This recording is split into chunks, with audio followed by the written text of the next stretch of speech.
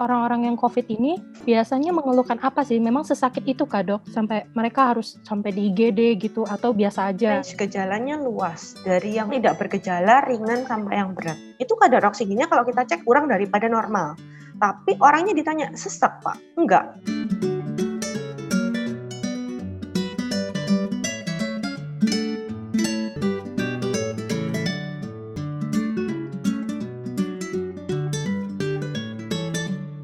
Selamat malam, Dr. Amel. Selamat malam semua peserta, teman-teman sekalian. Terima kasih. Oke, jadi malam hari ini kita akan membahas sebuah tema yang seru nih. Jadi, temanya itu siapkah kita memasuki new normal secara jasmani dan rohani? Sebuah pertanyaan yang sering muncul di benak kita semua ya, di mana kondisi dunia saat ini, kasus coronanya udah sampai 8.700.000, dan di Indonesia sendiri itu udah mencapai 40.000 lebih. Dan itu Indonesia mulai tertanggal hari ini merupakan terbanyak di Asia Tenggara. Nah, jadi malam hari ini kita akan sharing-sharing bersama Dr. Amel untuk membahas kesiapan kita nih menghadapi new normal. Siap nggak Dr. Amel? Oke. Oke, sebelumnya kita cerita-cerita dulu nih ya. Apa sih suka dukanya nih dok untuk menjaga IGD? Mungkin ada pengalaman yang bisa di-sharing nih selama menangani pasien ODP, PDP malam hari ini.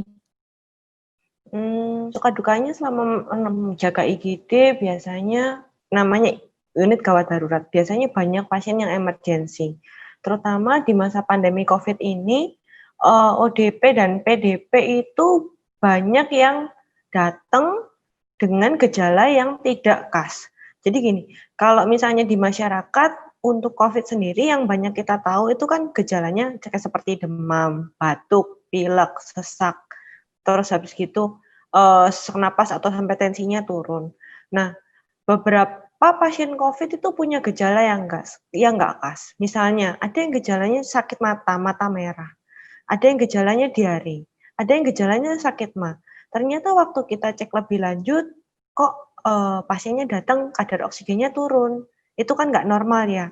Akhirnya kan kita proceed lebih lanjut, kita cari tahu penyebabnya kenapa kadar oksigennya turun, kita lakukan ronsen, kita lakukan pemeriksaan lab. Ternyata diketemukan pasien ini COVID.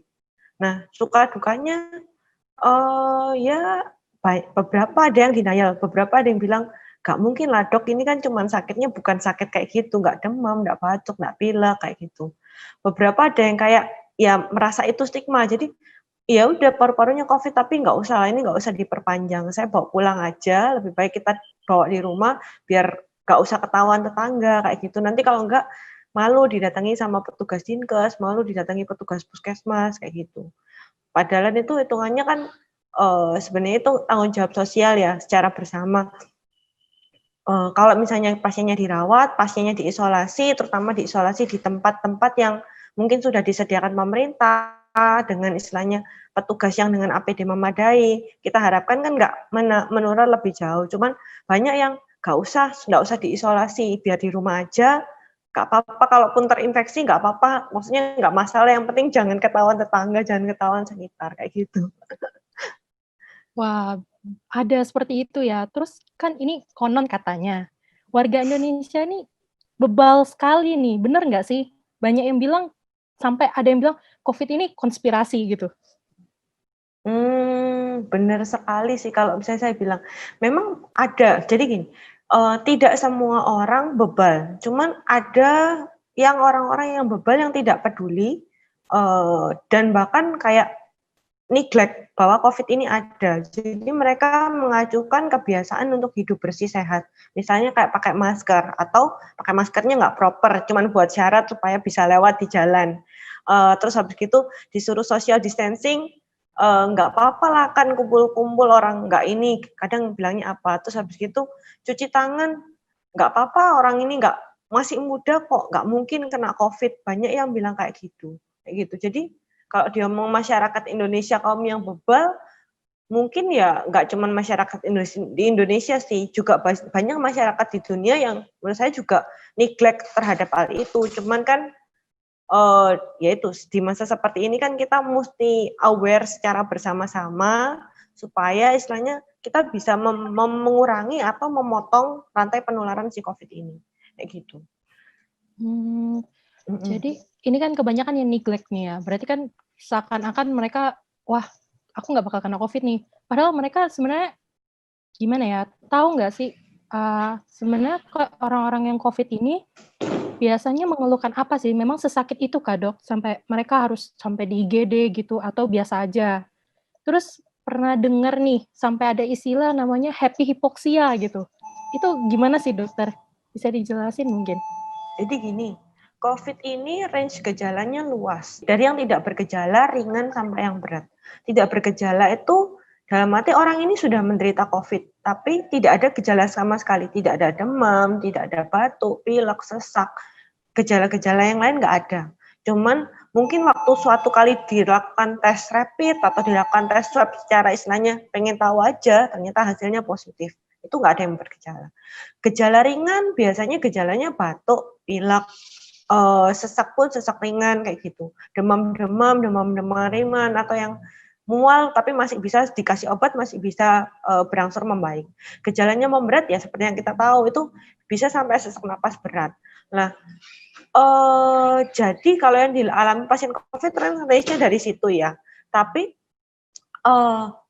COVID ini punya sifat neurotropisme kalau yang kita tahu di bahasa kedokteran.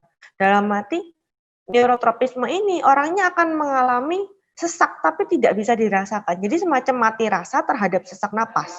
Jadi waktu kita cek dengan alat namanya pulse oximetry, itu alat untuk ngecek kadar oksigen di ujung-ujung jari biasanya, itu kadar oksigennya kalau kita cek turun, kurang daripada normal. Tapi orangnya ditanya, sesak Pak? Enggak. Padahal normalnya, orang misalnya sebelum ada COVID ini, misalnya ada sakit jantung atau sakit infeksi pneumonia yang lain, dengan kadar oksigen yang rendah, mereka akan berasa sesak. Tapi dengan COVID ini, banyak yang mati rasa terhadap sesaknya. Akhirnya ya itu terjadi happy hypoxia. Happy itu senang, hypoxia itu kekurangan kadar oksigen, tapi nggak terasa apa-apa ya, happy-happy aja kayak gitu. Itu banyak terjadi. Lah, sampai akhirnya pasiennya kadar oksigennya mungkin sudah turun sampai drastis, sampai memberat, butuh mesin napas, kita nggak punya, oksigennya tambah lama, cadangannya tambah turun, baru akhirnya mereka berasa sesak. Dan kadang, kadang ada yang sampai megap-megap, napasnya itu jadi kayak sudah ya nggak beraturan karena oksigennya sudah terlalu rendah atau kadar CO2-nya terlalu tinggi, nggak bisa mengeluarkan karena napasnya nggak bisa maksimal, kayak gitu. Nah, terus mereka-mereka yang meninggal ini biasanya tuh apakah karena ada penyakit penyerta sebelumnya atau hanya karena COVID ini udah bisa ya dikatakan bisa sampai meninggal dunia seperti itu, dokter? Oke. Jadi gini, COVID ini memang lebih berat. Biasanya manifestasinya akan lebih berat pada pasien-pasien yang punya penyakit penyerta, seperti darah tinggi, kencing manis, gemuk, kegemukan, asma, alergi, dan sebagainya. Tapi bukan berarti orang-orang yang tidak punya gejala penyakit penyerta, tidak punya penyakit penyerta sebelumnya, tidak bisa sampai mengalami gejala yang berat karena COVID ini. Jadi kalau dibilang, oh pasien yang meninggal itu hanya yang punya penyakit penyerta. Kalau itu salah, karena ada juga pasien muda yang bisa sampai meninggal, kayak gitu. Lah, makanya kita nggak boleh sampai takabur kalau saya bilang ya. Maksudnya jadi nggak peduli COVID. Kenapa? Karena kalau misalnya kena COVID ini juga, walaupun kita tidak sampai meninggal, tapi misalnya paru-paru kita sudah pernah terinfeksi COVID, itu bisa terjadi pembentukan jaringan fibrosis, yaitu jaringan ikat. Paru-paru kita jadi nggak elastis. Otomatis akan terjadi dampak kapasitas paru kita berkurang dibandingkan sebelumnya. Jadi walaupun nggak meninggal, tapi kalau sudah kena COVID itu mesti butuh istilahnya effort lebih lah. Karena buat napas itu paru-parunya sudah berkurang dibandingkan sebelumnya, kayak gitu. Tapi memang kasus-kasus yang berat, lebih sering terjadi pada orang-orang yang punya penyakit penyerta, kayak gitu. Nah, berarti ini kan terjadi pergeseran tren ya dokter ya? Yang dulu misalnya orang-orang bilang, wah ini banyak orang tua yang kena, ternyata sekarang anak muda juga benar bisa kena ya berarti? Bisa. Bahkan anak-anak bayi ada yang kena loh. Kan dulu dibilang hanya orang tua aja yang kena. Enggak, anak-anak bisa kena. Pasien umur 20-an, belasan tahun ada yang kena. Kayak gitu. Jadi enggak hanya, dan kadar oksigennya juga turun walaupun pasiennya muda. Kalau misalnya dari pengalaman saya di IGD, pasien lain yang umur 20-an tapi kena COVID juga. Kenanya tertular dari satu rumahnya kayak gitu. Berarti kan kalau misalnya semakin banyak, semakin trennya semakin meluas, berarti kan pasiennya semakin banyak nih dokter. Berarti IGD ini penuh lah berarti sekarang. Gini, di IGD, jadi kan di rumah sakit saya sama di kota saya sekarang, kasus untuk ODP dan PDP itu sudah terjadinya gini. Pasien sudah sampai telepon ke rumah sakit sendiri, nyari kamar sendiri. Karena kenapa? Di rumah sakit yang ditanganin awal itu kamarnya penuh, kamarnya nggak ada. Cari ke rumah sakit lain, kamarnya nggak ada. Akhirnya ada yang sampai, mohon maaf, mungkin ada yang mencari kamar nggak nemu, akhirnya ya meninggal di rumah kayak gitu. Karena kamar tuh sudah habis. Kamar sudah habis, kapasitas rumah sakit, dari rumah sakit swasta, rumah sakit pemerintah itu sudah penuh, overload sekali dibandingkan dulu sebelum COVID, kamar masih bisa diusahakan, masih bisa. Tapi kalau sekarang kamar nggak memungkinkan kayak gitu. Ada kamar yang mungkin banyak kayak mungkin kalau di Jakarta seperti Wisma Atlet kayak gitu. Cuman itu kan rumah sakitnya kan secara gabung, terus habis itu untuk pasien-pasien yang gejalanya mungkin lebih ringan, sedang. Tapi untuk pasien-pasien yang gejala berat, terutama yang istilahnya sampai butuh bantuan pernapasan lebih, itu sudah sangat-sangat habis. Itu sudah sangat nggak ada. Nyari pun, mau bayar pun semahal apapun nggak ada. Dan yang lebih parah lagi tuh gini, misalnya di satu daerah terjadi endemis tinggi angka COVID-nya, sampai banyak yang butuh ventilator. Di daerah B, mungkin angka COVID-nya agak kurang.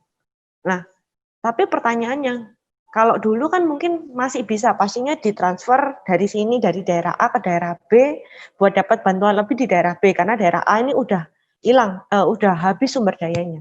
Tapi kalau misalnya untuk COVID ini, kemungkinan juga daerah B untuk bantu menangani pasien daerah A ini kan juga sulit, karena kan daerah A ini endemis, nanti daerah B-nya malah tertular sekunder kan, maksudnya malah jadi rame kayak gitu. Jadi ya sudah, yang ada di daerah A, bertahan di daerah A, dengan sumber daya yang ada di daerah A, jadinya semacam seperti seleksi alam. Kayak gitu. Lalu kalau kondisi begini, koordinasi dengan pemerintahan bagaimana ya? Ini kan berarti kan kalau sudah sampai pasien nyari kamar sendiri, itu kan kekurangan alat medis ya di rumah sakit ya. Sedangkan kayak dokter sendiri juga butuh APD, terus dan alat medis lainnya yang untuk menangani COVID. Ini kan sejak bulan Maret kemarin ya dokter ya? Iya, ini Nah, kasus itu COVID-nya. Jadi gini, waktu bulan Maret itu APD memang saya akui sangat-sangat sulit. Mau beli aja harganya sudah sangat mahal. Terus habis itu barangnya juga tidak ada yang mau dibeli.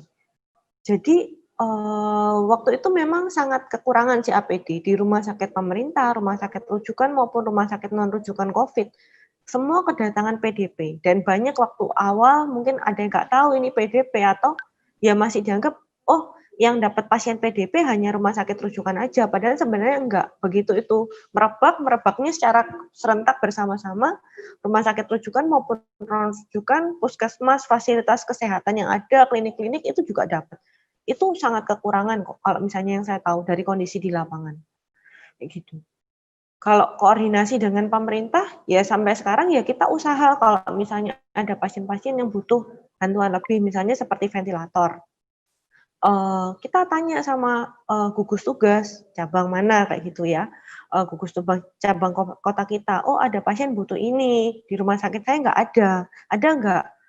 Ya mungkin 1-2 kali kita dapat rujukan ke rumah sakit yang lain dengan fasilitas yang lebih lengkap. Tapi yang sering kali kita dapat, karena memang kasusnya overload, itu kita sering nggak dapat fasilitas itu. Jadi ya diberikan oksigen, berikan terapi yang semaksimal yang kita bisa. Jadi ya sudah, kita usahakan apa yang kita bisa. Ya karena itu kemampuan kita, rumah sakit lain juga sudah, mereka juga overload, Daripada pasiennya pulang malah juga sesak napas di rumah, nggak dapat obat, nggak dapat apa-apa, nggak dapat antibiotik, nggak dapat terapi. Kita kan hitungannya kayak nggak berusaha sama sekali. Jadi ya sudah kita usahakan apa yang kita bisa dan semuanya nanti hasilnya, resultnya balik ke kondisi pasien masing-masing. Ada yang kondisinya memang setelah istilahnya awalnya butuh ventilator, diberi oksigen, diberi terapi, ternyata membaik. Ada, tapi juga nggak sedikit yang diberi oksigen, diberi terapi, tapi kondisinya malah makin menurun sampai meninggal dunia. Itu kita sudah hampir kayak Italia sih kalau sekarang menurut saya kayak gitu. Wah, kalau sudah sampai kayak Italia ini, apakah muncul pertanyaan nih dokter, apakah benar-benar tidak ada sama sekali seperti kebijakan pemerintah nih? Seperti yang kita ketahui kan ini ya dari yang dokter cerita tadi ya, itu alat-alat udah susah, sampai-sampai mau nggak mau ya seleksi alam gitu kasarnya ya. Nah, Iya. apakah tidak ada maksudnya kebijakan-kebijakan yang dikeluarkan gitu untuk menangani hal-hal seperti ini? Jadi gini, menurut saya sih pemerintah sudah berusaha sih untuk mengatur. Cuman memang kalau di istilahnya ada satu nih, kalau diomong ketua kelas yang ngatur nih, si A rumah sakitnya butuh ini yang kurang. Si B mungkin punya sumber daya lebih, sekarang bisa ngatur si pasien si A bisa dipindah ke si B. Dan seperti itu untuk rumah sakit digabung jadi satu ketua kelasnya. Itu sampai sekarang sih setahu saya belum ada. Gugus tugas yang memang yang menjalankan itu cuman